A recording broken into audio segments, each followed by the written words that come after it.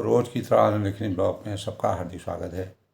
सबके मंगल भविष्य की कामना के साथ बड़ों को मेरा नमस्कार, छोटों को मेरा आशीर्वाद। मैं ठीक हूँ, आशा करता हूँ कि आप ठीक होंगे। रामचरितमानस के बालकांड के प्रसंग में तुलसीदास जी ने दोस्तों भगवान राम के विवाह के पश्चात यानी राजा जनक ने अवधवासियों का जिस प्रकार से मान सम्मान किया और उसके पश्चात विदाई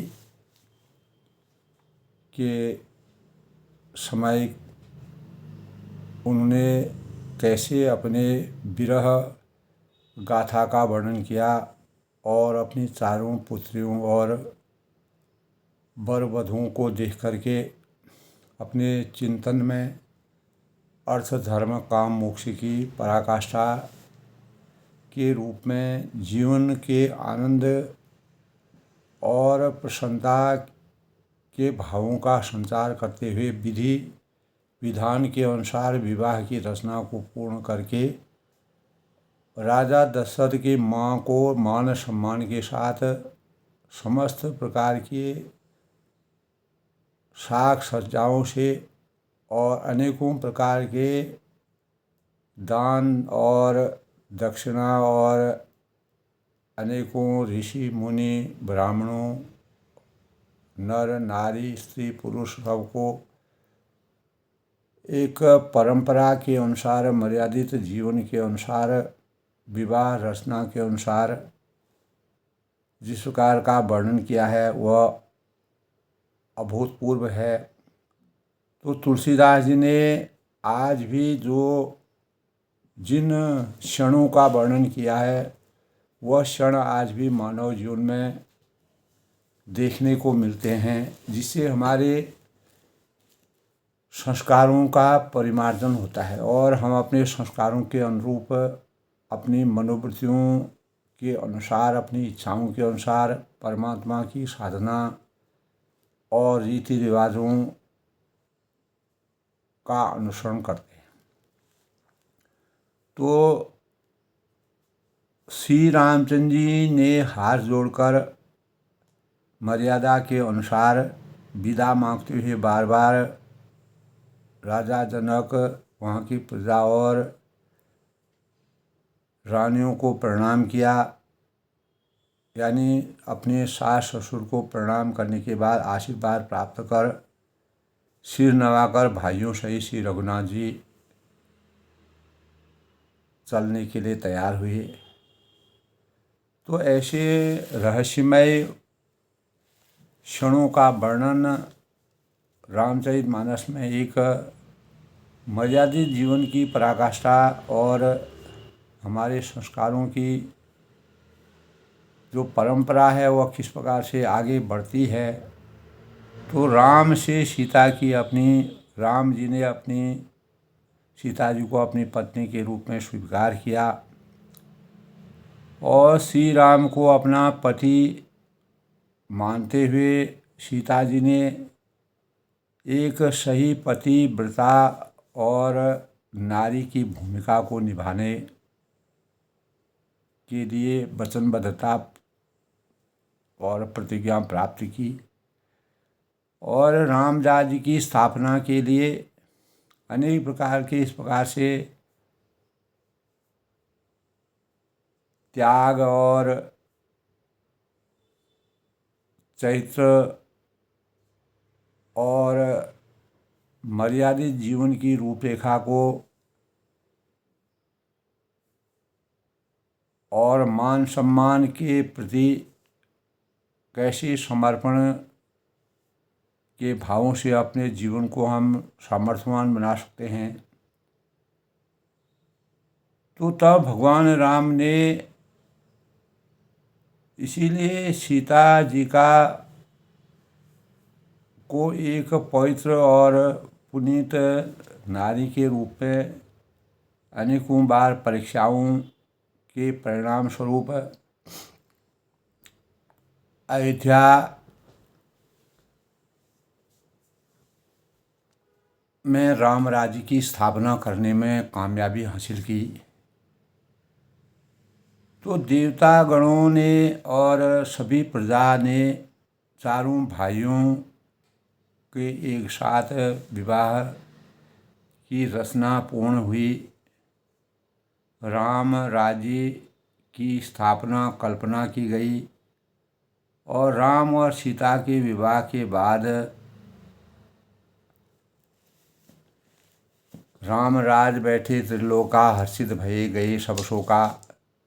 यानी राजा जनक ने अपनी बेटियों को विदा करते समय सीता है, उर्मिला है, मांडवी है, श्रुति कीर्ति हैं, सभी को बारात से विदा करने का निश्चय किया और राजा दशरथ से विनती की कि अपनी बेटियों की तरह ही आप इनके मान सम्मान का ध्यान रखिएगा और अपनी बेटियों को इस प्रकार की सीख दी कि मर्यादित जीवन के अनुसार, संस्कारों के अनुसार कैसे अपने पति, अपने सास ससुर की सेवा शुश्रूषा करनी चाहिए। तो अनेक प्रकार की सीख दे करके, ज्ञान दे करके, संस्कारों के अनुरूप रघुकुल की परंपरा और रीति के अनुसार अपनी मान मर्यादा को बढ़ाए रखने के लिए राजा जनक ने अपने पुत्रियों को इस प्रकार की सीख दे करके उन्हें धैर्यवान और एक पवित्रता के प्रतीक के रूप में अपने जीवन को सामर्थ्यवान बनाने की सीख दे करके राजा जनक और राजा दशरथ के का जब मिलन होता है तब आत्मा और परमात्मा के संबंध जैसे आपस में जुड़ते हैं, उन्हीं भावों का संचार होता है। तो सीता जी का विवाह सुन करके दशरथ जी के अंतःकरण में अपार हर्ष की अनुभूति होती है। अपने चारों पुत्रों और चारों वधुओं को देख करके वह फूले नहीं समाते हैं और उनको धर्म अर्थ काम मोक्ष की प्राप्ति की अभिलाषा उनकी पूर्ण हो जाती है। तो राजा जनक को यानी अनेकों प्रकार से वह सांत्वना देते हैं और उनके सुखद जीवन की कामना करते हैं और एक आपसी संबंधों को कैसे परिमार्जित करते हैं उसका वर्णन तुलसीदास जी ने बड़े ही अद्भुतपूर्व रूप से किया हुआ है। तो इसी के यानी भगवान राम और लक्ष्मण भरत शत्रुघ्न रूप के समुद्र सब भाइयों को देख करके सारा रनिवास जब विदाई का समारोह होता है प्रसन्नता से अभिभूत हो जाते हैं और सासुएं जो हैं वह महान प्रसन्न मन से निछावर और आरती करती हैं श्री राम जी की छवि देख करके प्रेम में अत्यंत मग्न हो गई और प्रेम के विशेष वश होकर बार बार चरण स्पर्श करने लगी। हृदय में प्रीति छा गई, इससे लज्जा नहीं रह गई। उनके स्वाभाविक स्नेह का वर्णन किस तरह से किया जा सकता है, तुलसीदास जी ने ऐसा सुंदर वर्णन किया है। उन्होंने भाइयों सहित श्री राम जी की उपटन करके स्नान कराया और बड़े प्रेम से षटरस भोजन कराया और सुअवसर जानकर श्री राम जी के शील स्नेह और संकोच भरी वाणी उन्होंने कही कि महाराज अयोध्यापुरी को चलना चाहते हैं और उन्होंने हमें विदा होने के लिए आज्ञा दी है और हे माता प्रसन्न मन से आज्ञा दीजिए हमें अपने बालक जानकर सदा स्नेह से सिंचित कीजिए। इन वचनों को सुनते ही सारे जनवासी में रनिवास में विराजित जो लोग थे, उपस्थित जो लोग थे, वहाँ उदासीनता छा गई और शाश्वत प्रेमवश इस विरह यानी विवाह के बाद जो सीता और इतने दिनों से राम लक्ष्मण भरत शत्रुघ्न और सभी भाइयों और बंधुओं के प्रेम की आसक्ति में समस्त जनकपुरवासी और अवधवासी जिस प्रकार से प्रेम के वशीभूत होकर के कुछ बोलने की सामर्थ्य उनको नहीं रही। उन्होंने सब कुमारियों को हृदय से लगाया और पतियों को सौंप कर विनती की। तभी कहा है, करी विनय सिय राम ही सम, रपि जोरि कर पुनि पुनि कहे, बलि जाऊँ तात सुजान तुम कहूँ विदित गति सबकी कहे। कल के प्रसंग में था दोस्तों, परिवार पुरजन मोहि, राजहि प्राण प्रिय सिय जानवी, तुलसी सी सीलु स्नेहु लखि निज किंकरी करि मानवी। यानी विनती करके उन्होंने सीता जी को श्री रामचंद्र को समर्पित किया और हाथ जोड़कर बार बार कहा कि हे तात, हे सुजान, हे दया के निधान, मैं आपकी बलिहारी जाती हूँ, तुमको सबकी गति मालूम है, आप अंतर्यामी हैं और परिवार को, पूर्ववासियों को, मुझको और राजा को सीता प्राणों से भी के समान प्रिय है। ऐसा जानिएगा कि तुलसीदास जी के स्वामी इसके शीर और स्नेह को देखकर इसे अपनी दासी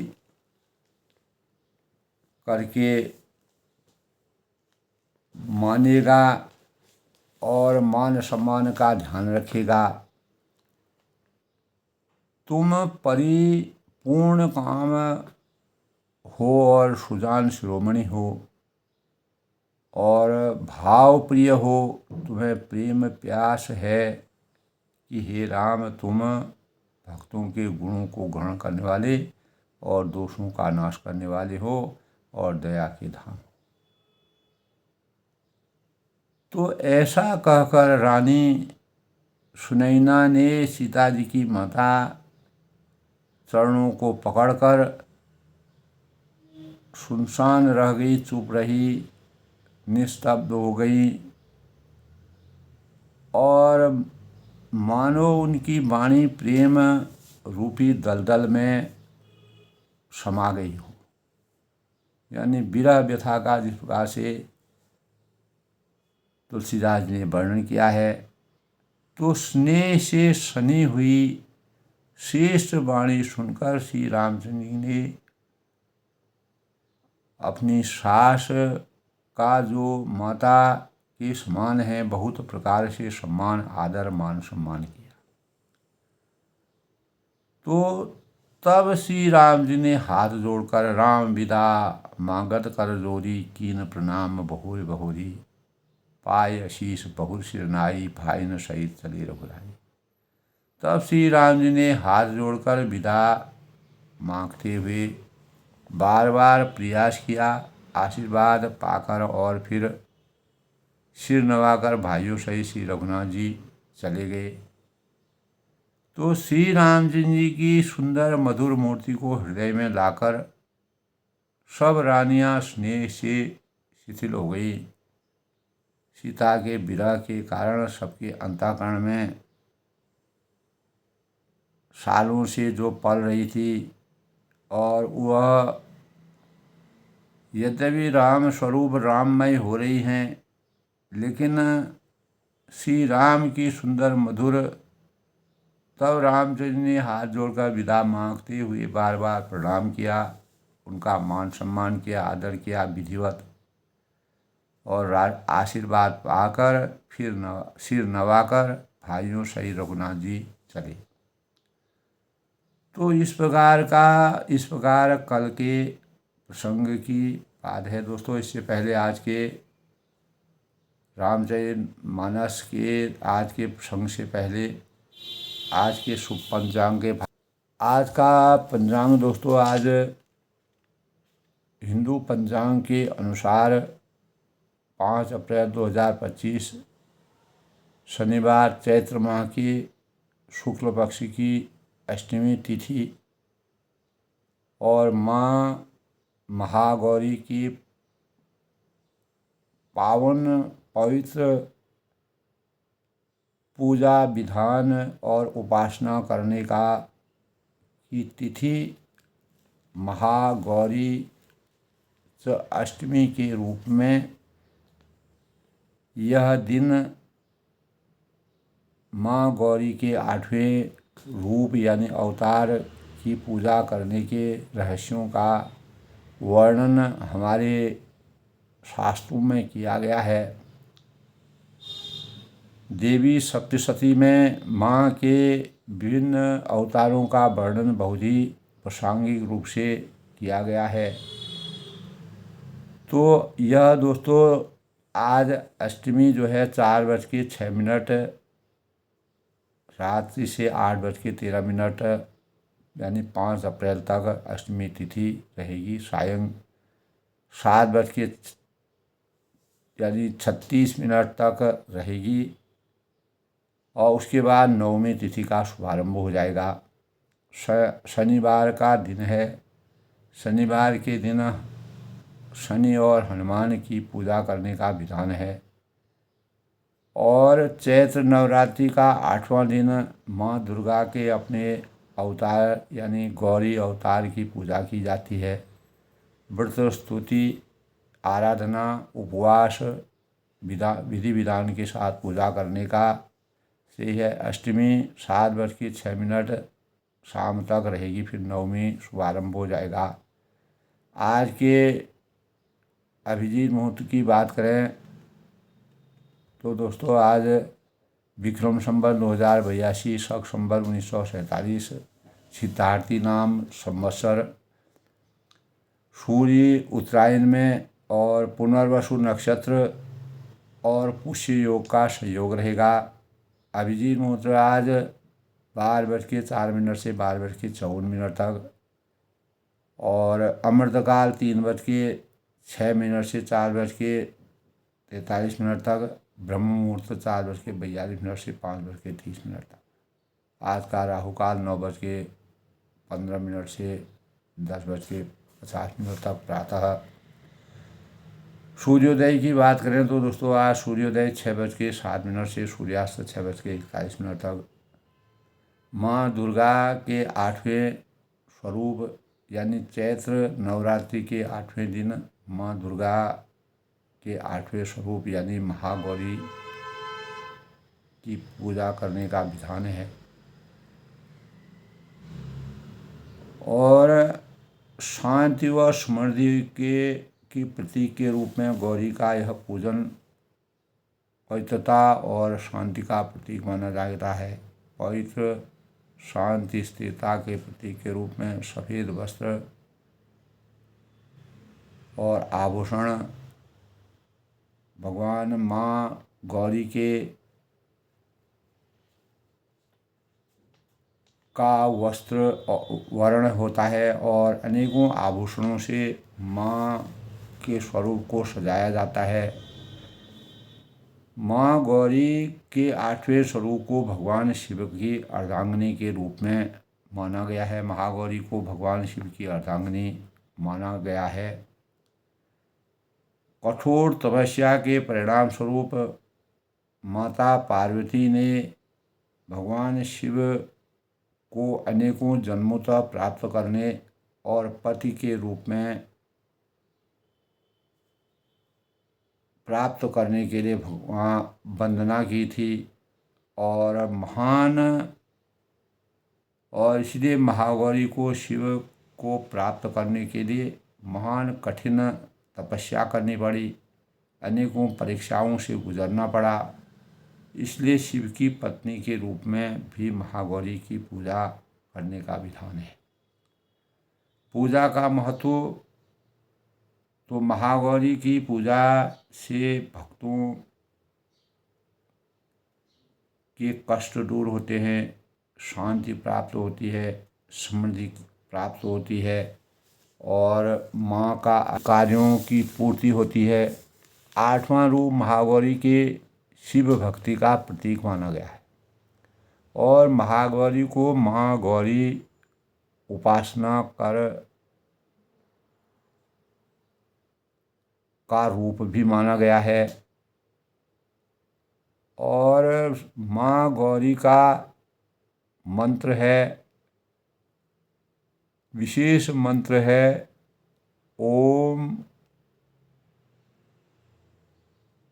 यानी श्वेत वरायं शुचि महागौरी शुभ्र वस्त्रं या देवी सर्वभूतेषु महागौरी रूपेण संस्थिता नमस्तस्यै नमस्तस्यै नमस्तस्यै नमो नमः।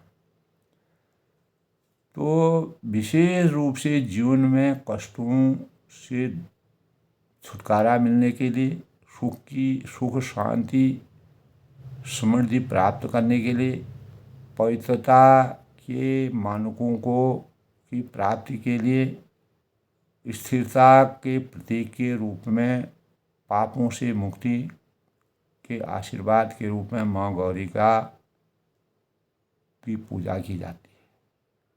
हमारे शास्त्रों में 2025 में माँ दुर्गा को हाथी पर सवार के रूप में पूजा की जाएगी और जो समृद्धि व अच्छी वर्षा के प्रतीक के रूप में माना गया है।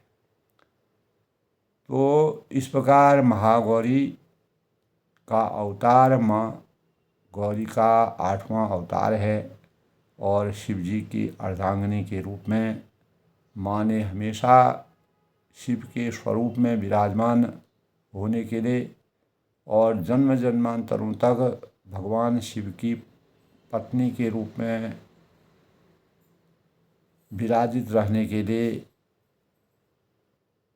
अनेकों तपस्याएं की थीं और उन तपस्याओं में वह पूर्ण रूप से पवित्र मानी गई। तभी से माँ गौरी का पूजन चैत्र नवरात्रि के अवसर पर बहुत ही श्रेष्ठ और हमारे जीवन के लिए सुख समृद्धि और पवित्रता के द्योतक के रूप में माना जाता है। आज दोस्तों, जैसे कि हम जानते हैं कि शनिवार का दिन है और शनिवार को शनि पूजन और हनुमान जी के पूजन का विधान है। शनि की प्रकृति दारुण मानी जाती है। यह भगवान भैरव और शनि का दिन भी माना गया है। समस्त परेशानियों और दुखों से छुटकारा प्राप्त करने के लिए शनि की उपासना की जाती है। समुद्र मंथन के समय शनि ने न्याय के स्वरूप की पराकाष्ठा से न्याय की सांगता के परिणाम स्वरूप न्याय देवता कहलाने का श्रेय प्राप्त किया और कलयुग में भी शनि और हनुमान जी का अवतरण माना जाता है। शनिवार को पूरे दिन विधि विधान के साथ भगवान शिव यानी हनुमान जी की शनि की उपासना करना श्रेयकर माना जाता है। ओम शम शनिश्चाय नमः का 108 बार जाप करने से शनि देवता प्रसन्न होते हैं और शनि दोष को दूर करने के लिए पीपल के पेड़ की परिक्रमा और दीपक जला करके शनि की उपासना की जाती है और शनि देव में तेल प्रवाहित करना चाहिए। सरसों के तेल का या तिल के तेल का दीपक जला करके शनिदेव को प्रसन्न किया जाता है। और मानव जीवन में दोस्तों शनि दोषों को दूर करने के लिए अनेक दीनहीन हैं, असहाय हैं, वृद्ध हैं, उनकी सेवा करना, गरीबों की सहायता करना और काले कपड़ों का, तिल का दान करना शुभकारी माना जाता है। तेल का दान करना, इस दिन तेल है, नमक है और ऐसी चीज़ें नहीं खरीदनी चाहिए। और पीपल के पेड़ में भगवान शनि का वास माना जाता है, इसलिए पीपल के पेड़ की परिक्रमा करके, क्योंकि पीपल पवित्रता का मानक माना गया है। तो शनिवार को दोस्तों मंगलों की कामना के रूप में शनि की साढ़ेसाती प्रत्येक मानव के जीवन में 3 बार आती है और उसमें शुभ और अशुभ कार्यों दोनों होते हैं। लेकिन भगवान शनि की उपासना करने से, विधि विधान के साथ अगर हम शनिदेव की उपासना करते हैं तो हमारे काफ़ी कष्ट दूर हो जाते हैं। और शनिवार का उपवास करने से और काले तिल का दान करने से, हनुमान चालीसा का पाठ करने से और शनि पाठ करने से हमारे शनि दोष से हमको मुक्ति मिलती है। यही शनि देव को प्रसन्न करने का मंत्र ओम शम शनिश्चाय नमः का जाप करना चाहिए। फर्नीचर, मशीनरी, लोहे की चीज़ें इत्यादि इस दिन खरीदना वर्जित माना गया है। इस दिन खिचड़ी का दान करना और खिचड़ी का सेवन करना भी शुभ माना जाता है, क्योंकि नकारात्मक ऊर्जा हमारे शरीर से दूर हो जाती है, सकारात्मक ऊर्जा का प्रवेश होता है। शनिदेव अच्छे कर्मों के और फलों के प्रदाता माने गए हैं। कर्मों के अनुसार मानव जीवन में शुभ और अशुभ कर्मों के अनुसार उनको भोगना पड़ता है। इसीलिए शनि को कलयुग के अवतारी देवता के रूप में माना जाता है। इस दिन सात्विक भोजन करना चाहिए, मांसाहारी भोजन से परहेज करना चाहिए। शनि को प्रसन्न कर्म योग के आधार पर शनिदेव सरसों के तिल का या तिल का दीपक जला करके शनि दोषों को दूर करना चाहिए। ओम शम शनिचाय जैसे मैंने बताया का जाप करना चाहिए। काला कपड़ा, लोहे का सामान इस दिन नहीं खरीदना चाहिए, दान करना चाहिए। इस दिन जन्मे जातक जो हैं वो दृढ़ निश्चयी होते हैं, बुद्धिमान होते हैं, व्यावसायिक होते हैं, सीधे साधे होते हैं। और शनिवार के काला और गहरे नीले कपड़े पहनने का विधान है। और शनिदेव की पूजा सायंकाल को की जाती है। पीपल के वृक्ष के नीचे सरसों का दीपक जला के शनिदेव जो अन्याय अत्याचार से दूर रहने के लिए मानव को एक प्रकार से शनि देव की प्रेरणा है। और शनिदेव जो है बुराइयों से जीवन में अच्छाइयों को अपने जीवन में चरितार्थ करने के कारक के रूप में शनि की उपासना शुभकारी मानी गई है। इसलिए शनिदेव जो है जब एक बार भगवान यानी सूर्य देव को गुस्सा आ गया था, शनिदेव सूर्य को परेशान करते थे, तब सूर्य देव ने शिव जी से कहा कि शनि जो है, शनि को दोष दीजिए और शनि को दंड दीजिए। तब भगवान शिव ने अपने दूतों को भेजा, लेकिन शनि बलवान थे, न्यायप्रिय थे। तो भगवान शिव ने जब उनके दूतों के द्वारा शनि पर किसी का कोई कुछ भी नहीं चला, तब भगवान शिव स्वयं जाकर के उन्हें त्रिशूल से शनि को घाव कर दिया था। और शनि के घाव को पूरा करने हनुमान जी ने उनकी पूरी रक्षा की थी। और तब से शनि में तेल चढ़ाने का विधान हमारे शास्त्रों में माना गया है। और हनुमान जी ने उनकी बहुत सेवा की, तब हनुमान और शनि जी का पूजन एक साथ किया जाता है। ये हमारे शास्त्रों का विधान है। तो दोस्तों रामचरितमानस में दोस्तों आज के प्रसंग के अनुसार जब यानी श्री रामचंद्र के साथ ने जब हाथ जोड़कर अयोध्या से यानी अयोध्या को जाने का निश्चय किया, बार बार प्रणाम किया। अपने सास ससुरों को आशीर्वाद प्राप्त करके सभी भाइयों सहित वह चलने का मन बनाया। मंजू मधिर मूरति उतरानी, भई स्नेह शिथिल सब रानी। पुण्य धीरज धरि कुंवर सकारी, बार बार भेटहि महतारी। तब तो तब भगवान श्री राम जी ने सुंदर मधुर मूर्ति को हृदय में लाकर सब रानियों स्नेह से स्थिर हो गईं। भगवान राम के प्रति जो भाव थे, तो फिर धीरज धारण करके कुमारियों को बुलाकर माताएं बार बार उन्हें गले से लगाती हैं, भेंटती हैं, उनको आशीर्वाद देती हैं। पहुँचा वहीं फिर मिलहि बहोरी, बड़ी परस्पर पीत न थोरी। पुनि पुनि मिलत सकिन बिलगाई, बाल बत्स जिमि धेनु लवाई। तो पुत्रियों को पहुँचाती हैं और फिर लौटकर मिलती हैं और परस्पर आपस में कुछ थोड़ी प्रीति बढ़ती है, अर्थात बहुत प्रीति बढ़ जाती है। और बार बार मिलती हुई माताओं को सखियों से अलग कर माँ सीता जैसे ऐसा लग रहा है कि हाल की ब्याई हुई जो गाय है, जिसका अपने बछड़े के बिना करोड़ों गायों के बीच में अगर उस बछड़े को छोड़ दिया जाए, फिर भी बछड़ा अपनी माँ को ढूंढ लेता है। इस प्रकार का परिवेश जनक नगरी में हो रहा है। जब सीता जी का विरह हो, यानी शादी के बाद विरह का वर्णन तुलसीदास ने किया है। प्रेम विवश नर नारी सब सखिन सहित निवास, मानहु कीन विदेह करुणा विरह निवास।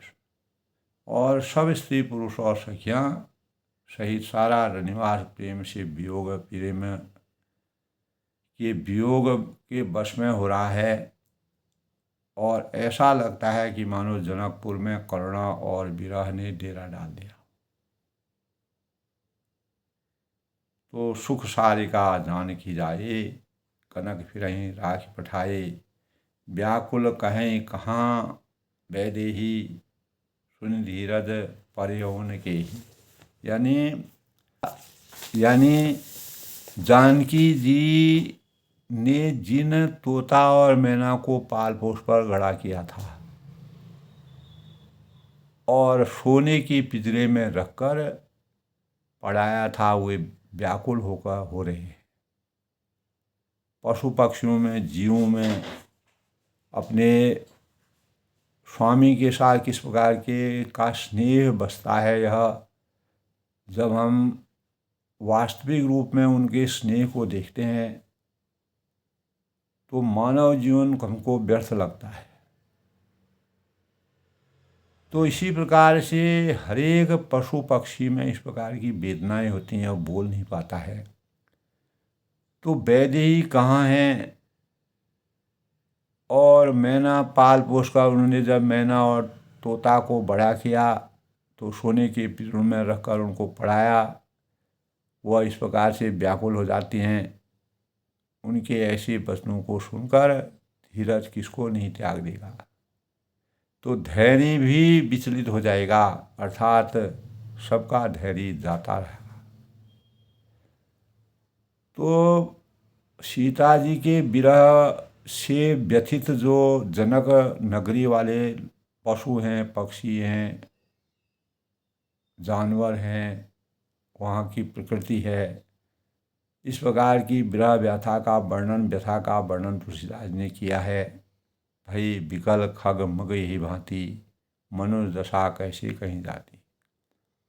जब पक्षी और पशुता इस तरह विकल हो गए तो मनुष्यों की दशा का वर्णन तुलसीदास जी कहते हैं किस प्रकार से किया जाए। क्योंकि मानव तो सभी भावनाओं से, सभी संवेदनाओं से विराजित रहता है। बंधु समेत जनक तब आए, तब भाइयों सहित जनक जी वहाँ आए। प्रेम उमड़ लोचन जल छाए। प्रेम से उमड़ कर उनके नेत्रों में प्रेमाश्रुओं का जल भराया। तो विरह व्यथा का जो वर्णन तुलसीदास जी ने किया है वह अप्रतिम है। शीय बिलोक धीरता भागी, रहे कहावत परम विरागी। लीन राय उर लाय जानकी, मिटी महा मर्याद ज्ञान की। वे परम वैरागी कहलाते थे, पर सीता जी को देखकर उनका भी धीरता, यानी वह इतने मजबूत हृदय से विराजित थे, लेकिन सीता जी के विरह के वातावरण को देखकर उनका भी धीरज भाग गया। और लीन राय उर लाय जानकी, मिटी महा मर्याद ज्ञान की। राजा ने जानकी जी को हृदय से लगा लिया और ऐसा लग रहा है कि जनकपुर में जो है विरह ने डेरा डाल दिया हो। जानकी महान मर्यादा, यानी ज्ञान की जो वास्तविक मर्यादा थी वह मिट गई और ज्ञान का बांध टूट गया। समझावत सब सजीव सयानी, तीन विचार न अवसर जानी। बारह बार सुता और लाई, सजी सुंदर पालकी मंगाई। सब बुद्धिमान मंत्री उन्हें समझाते हैं, बुझाते हैं। तब राजा ने विचार करने का समय न जानकर, क्योंकि सुंदर अवसर है, पुत्री का विवाह हो रहा है, चारों पुत्रियां वर को प्राप्त हो रही हैं, सुंदर अवसर है और एक धर्म अर्थ काम मोक्ष के मानकों के रूप में उनको प्राप्ति हो रही है। ऐसा विचार किया कि बार बार सुता और लाई, बार बार उन्होंने पुत्रियों को हृदय से लगाया। सभी पुत्रियों को सुंदर सजी हुई पालकियाँ मंगवाई। प्रेम विवश परिवार सबू, जान सुलग्न रईस। कुंवर चढ़ाई पालकिन, सुमरी सिद्ध गणेश। तो सारा परिवार प्रेम से विवश हो गया। स्वाभाविक है दोस्तों, जब विदाई का समय आता है, कोई भी पुत्री होती है, उसके विरह का समय होता है, सबसे बड़ा विरह जो है, सबसे बड़ा व्यथित अवस्था जो है वह माता पिता के लिए होता है, क्योंकि यह सृष्टि की रचना के अनुसार इस प्रकार का भगवानों ने ऐसा वर्णन किया है। तो सारा परिवार जो है प्रेम के विवश हो गया। राजा ने सुंदर मुहूर्त जानकर सिद्धि सहित गणेश जी का स्मरण करके कन्याओं को पालकियों पर चढ़ाया। यानी गणपति प्रथम देवता के रूप में भगवान गणेश जी का पूजन करते, उनका ध्यान करते, मनन करते, ओम गं गणपति नमः का ध्यान करके सभी को अपने अपनी पालकियों में चढ़ाया कि यह शुभता के साथ सही स्वरूप से दर्शन नगरी में इनका प्रवेश हो, सुख शांति हो, पवित्रता हो, सब लोग सुखी रहें। बहुविधि भूप सुता समझाई, नारी धर्म कुल रीत सिखाई। और राजा ने पुत्रियों को बहुत प्रकार से समझाया और उन्हें स्त्रियों का धर्म और कुल की रीति को सिखाया।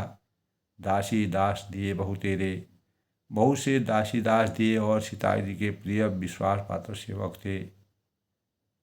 शुच सेवक जे प्रिय सिर गेरे। तो शीय चलत व्याकुल पुरवासी, होई सगुन शुभ मंगल राशि। भूसुर सचिव सही समाजा, संग चले पहुँचा न राजा। तो सीता जी के चलते समय जनकपुर वासी व्याकुल हो गए, बहुत ही परेशान हो गए, व्यथित हो गए और मंगल की राशि रूप इस प्रकार के सगुन हो रहे हैं कि ब्राह्मण और मंत्रियों ने समाज सही राजा जनक ने उन्हें पहुंचाने के लिए राजा जनक उनको साथ चले। समय बिलोक बाजने बाजे, रथ गज बाज बारात ने साजे। समय देकर बाजे बजने लगे। बारातियों ने रथ हाथी घोड़े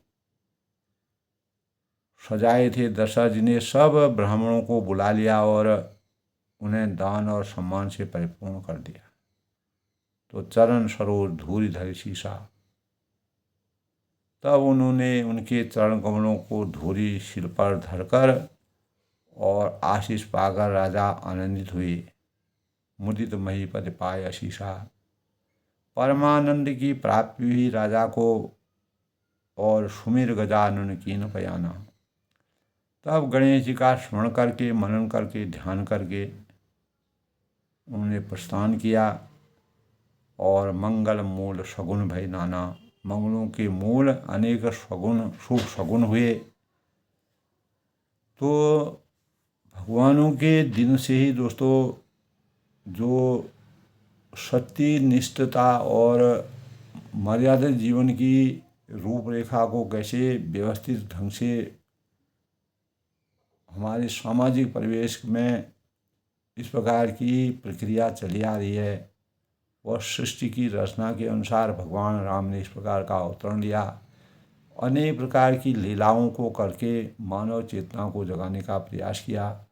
तुलसीदास जी ने जिस प्रकार का वर्णन किया है वह उनकी सोच, मन शुद्धि और पवित्रता के द्योतक के रूप में हमारे अंतर चेतना में जिस प्रकार के भावों का, की संवेदनाओं का आविर्भाव और अभिव्यक्ति हमें प्राप्त होती है, तो हम अज्ञान से ज्ञान की तरफ बढ़ते हैं और अपनी मान मर्यादा के अनुसार जीवन को विकसित करने के भावों का संचार होता है। तो चरण सरोज धूरि धरि शीशा, मुदित महीपति पाए आशीषा। उनके चरण कमलों को धूलि, उन चरण कमलों की धूलि को अपने सिर पर रखकर शिरोधार्य करके आशीष पाकर राजा आनंदित हुए, आनंद में मग्न हुए। जनक राजा और गणेश जी का स्मरण करने लगे। सुमिर गजानन कीन पयाना। तो हमारे शास्त्रों में दोस्तों कोई भी शुभ कार्य होता है, मंगल अवसर होते हैं, सबसे पहले भगवान जी का पूजन, भगवान गणेश जी का पूजन किया जाता है, क्योंकि इसमें एक बड़ा कारण है। भगवान गणेश जी ने जब अनेकों देवताओं में आपस में एक प्रकार की संरचना हुई कि सबसे पूज्य देवता कौन माने गए जाएंगे, तब प्रस्ताव रखा गया कि जो संपूर्ण ब्रह्मांड का चक्कर सबसे पहले लगाएगा वही सबसे बड़ा पूज्य माना जाता। उन्होंने गणेश जी ने, सभी देवताओं ने अपने अपने वाहन पकड़ करके ब्रह्मांड का चक्कर लगाए। गणेश जी प्रथम रूप में अवतरित होकर के अपने माता पिता के आदेशानुसार उनके चरण, उनकी परिक्रमा करते हुए सबसे पहले वह उपस्थित हुए। तभी से सभी देवताओं ने यह माना कि गणेश जी का पूजन सबसे पहले किया जाएगा। तो भगवान गणेश इसलिए संकटों से मुक्ति पाने के लिए और सुख की राशि के रूप में भगवान गणेश जी का पूजन किया जाता है। हमारे भारतीय दर्शन में भगवान गणेश जी का पूजन शुभ मंगल कार्यों में सबसे पहले गणेश जी का नाम ही लिया जाता है। गणानान्ता गणपयना विधिनान्ता विधिना ओम गण गणपति नमः। गजाननं भूतगणासहितं कपिजम्बू फलचारुभक्षं उमासुतं शोकविनाशकारकं नमामि विघ्नेश्वर पादपंकजं। तो उनके चरण कमलों की धूलि सिर पर धरकर और आशीष पाकर राजा आनंदित हुए और गणेश जी का स्मरण करके उन्होंने प्रस्थान किया और मंगलों की मूल अनेकों शुभ शगुन होने लगे। सुर प्रसून बरसई कर हर्षि करें अप्सरा गान। तो ऐसे शुभ अवसर पर देवता और हर्षित होकर फूल बरसा रहे हैं आसमान से। करें अप्सरा गान, और अप्सराएं गाना गा रही हैं, अनेक प्रकार के मंगल गान गा रहे हैं। चले अवधिपति अवधपुर, अवधपति दशरथ जी नगाड़े बजाकर आनंदपूर्वक अयोध्यापुर को जाते हैं, प्रस्थान करते हैं। और जनक और सुनैना जी और समस्त जनकवासी यानी उनका मान सम्मान करके उनके शुभ जीवन की सुफल जीवन की कामना करते हैं। और तब राजा दशरथ सभी पुत्रों सहित प्रजा सहित रानियों सहित पूर्ण आस्था निष्ठा और भावभीनी विदा के साथ विदा प्राप्त करके अवध को अवध को प्रस्थान करते हैं। और अनेक शुभ शगुन होते हैं। देवताओं फूल बरसा रहे हैं और मंगल भवन अमंगलहारी उमा सही जय जपत पुरारी दीन दयाल विषमारी हरहु नाश संकट बारी। अवध वहाँ जहाँ राम निवासु दिवस वहाँ जहाँ भान प्रकाशु। इस प्रकार तुलसीदास जी ने भगवान राम के सुयश का जो वर्णन किया है, राममय जीवन की प्राप्ति से जनक जी के अंतःकरण में और जनकवासियों में जिस प्रकार का आनंद हुआ, भगवान राम जी के साकार दर्शन से उनका जीवन धन्य हो गया और अर्थ धर्म काम मोक्ष से सबका जीवन परिपूरित हो गया। और जनक जी को वास्तविक भक्ति और पवित्रता के मानकों के अनुसार सभी पुत्रियों और राम लक्ष्मण भरत शत्रुघ्न और राजा दशरथ के सभी रानियों का आदर सम्मान के साथ मान मर्यादा के साथ उन्होंने विदाई दी, जो हमारे सांस्कृतिक जीवन में एक प्रेरणा स्रोत के रूप में है। तो आज के रामचरितमानस के बालकांड के प्रसंग में दोस्तों हमारे जीवन में यही प्रेरणा मिलती है कि हमें कैसे अपने कार्यों को सफल बनाने के लिए मनसा वाचा कर्मणा से अपने जीवन को सामर्थ्यवान बनाना चाहिए और सारे जीवन को राममय बनाने के लिए हमें किस प्रकार से आनंद की अनुभूति प्राप्त होती है। सच्ची भक्ति भगवान राम ने इसलिए मानव रूप में अवतरित होकर के जिस प्रकार से मानव चेतना को जगाने का प्रयास तुलसीदास ने किया है, उनके एक आदर्श राजा, आदर्श पति, आदर्श पुत्र और आदर्श पति, आदर्श भाई के जो स्वरूप का उन्होंने वास्तविक दर्शन दिया है, वो हमारे लिए प्रेरणा का स्रोत है। और दोस्तों आज अपनी वाणी को विराम देते हुए रामचरितमानस में मैं सबका स्वागत करता हूँ, अभिनंदन करता हूँ। और इसी प्रकार हमें अपने ज्ञान की वृद्धि के लिए अपने संस्कारों को हमेशा सुनियोजित ढंग से परिमार्जित करने के लिए अथक प्रयास करने चाहिए और अपने जीवन को जितना हम सार्थक बना सकें और अपने जीवन को जितना उदार बना सकें, जितना पवित्र बना सकें और ज्ञान की पराकाष्ठा से अपने जीवन को धन्य कर सकें, यही हमें रामचरितमानस से प्रेरणा मिलती है। सब लोग प्रसन्न रहें, अधिक से अधिक लोग दोस्तों अनुसरण करें और अपने जीवन को धन्य करें, यही हमारे जीवन का सबसे बड़ा पुण्य है। इसी से हम अपने आने वाली पीढ़ी को अच्छे संस्कारों से सुसज्जित करने में कामयाबी हासिल करते हैं। सब लोग प्रसन्न रहें, खुश रहें।